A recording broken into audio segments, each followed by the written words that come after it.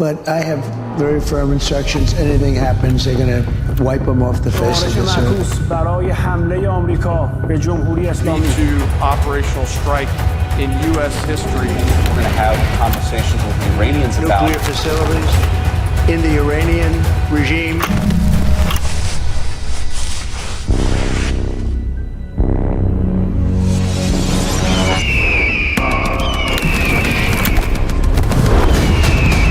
در صدر اسلام در جنگ احد مسلمان ها ضربه خوردن. در جنگ احد مسلمان ها ضربه خوردن. در جنگ احد مسلمان ها ضربه خوردن. شخصیتی مثل حمزه سید الشهدا به شهادت رسید. شخصیتی مثل علی بن ابی طالب علیه السلام امیرالمومنین سر تا پا مجروح شد. به خود شخص شخیص پیغمبر اکرم ضربه وارد شد. تعدادی شهید شدن. پیغمبر فرمود شهدا رو بردارن بیا این طرف مدینه. احد خب نزدیک مدینه است. راه افتادن آمدن وارد مدینه شدن. هنوز شبی بود که اون روز این حادثه تلخ درش اتفاق افتاده بود. خبر آوردن برای پیغمبر که یک عده از مشرکین بعد از آنی که از مدینه دور شدن یه عده‌ایشون به این فکر افتادن که حالا که مسلمان ها شکست خوردن ما خوبه حمله کنیم و کار مسلمان ها رو دیگه تمام کنیم.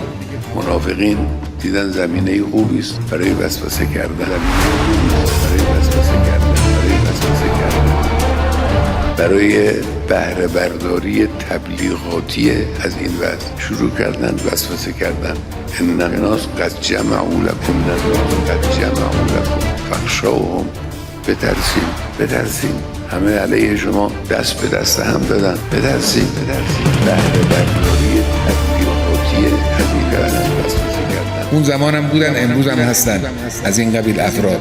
اینا شروع کردن تو مدینه خبر رو منتشر کردن. گفتن آقا پدرمون در آمد اینا با ما حمله میکنن بترسیم. چه برای کردن تو دل مردم خالی کردن. دل مردم خالی کردن. خدای متعال به خاطر این قضیه وحی نازل کرد. آیه قرآن انما ذالکم الشیطان یخوف اولیاءه. این شیطانه که دوستان خودش رو داره میترسونه. فلا تخافوهم. از اونا نترسید. مشت محکم قرآن بر دهان منافقین وسوسه کننده فرود آمد. از اونا نترسید. فلا تخافوهم و خافونه ان کنتم مؤمنین. شما که مؤمن هستید از اولیاء شیطان، از پیروان شیطان، از قدرت‌های شیطانی هستن نترسید. فلا تخافوهم و خافونه ان کنتم مؤمنین. از من بترسید. از انحراف از صراط مستقیم بترسید. از من بترسید. فلا تخافوهم و خافونه ان کنتم مؤمنین.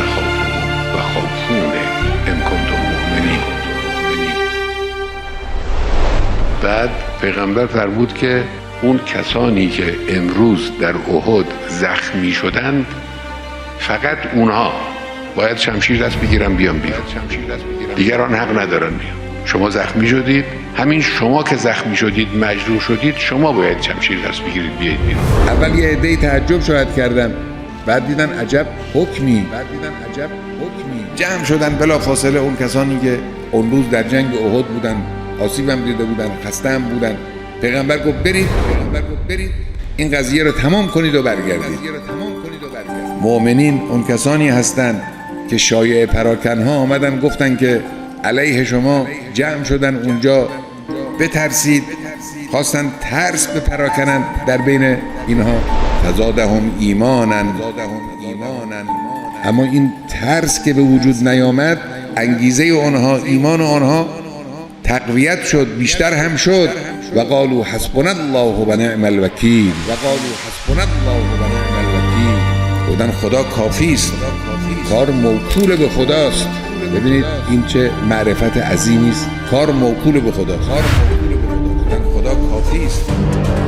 رفتن اونا رو شکست دادن و برگشتن. فانقلبوا به نعمت من الله و فضله. یه مقدار زیادی غنیمت آوردن و هیچ مشکلی هم براشون پیش نیامد. دشمن رو ناکام کردن.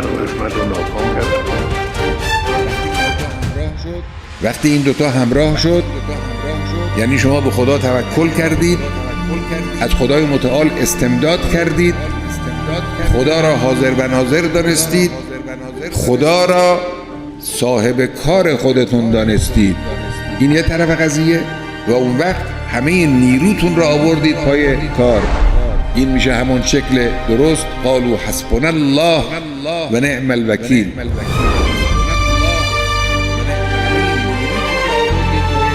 میخوان اینا رو ما به یاد داشته باشیم. اینا تاریخ فقط نیست، خاطره نیست، اینا درس است.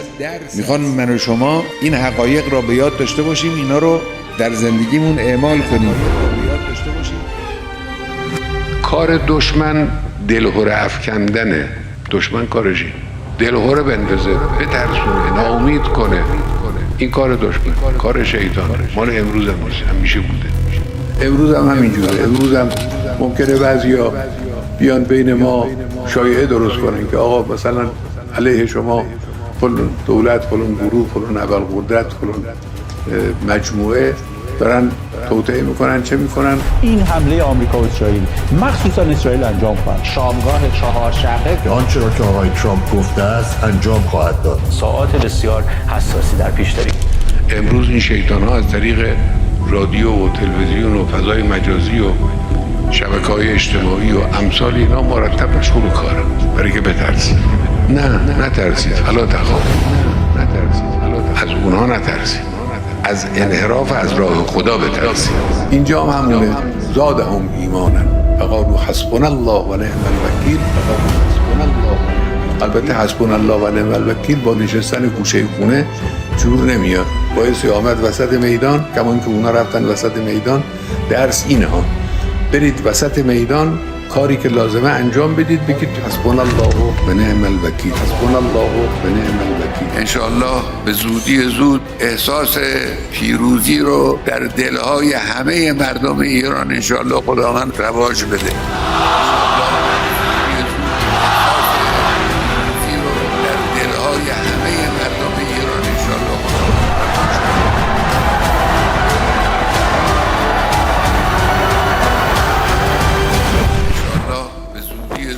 احساس پیروزی رو در دلهای همه مردم ایران انشاءالله خداوند رواج بده.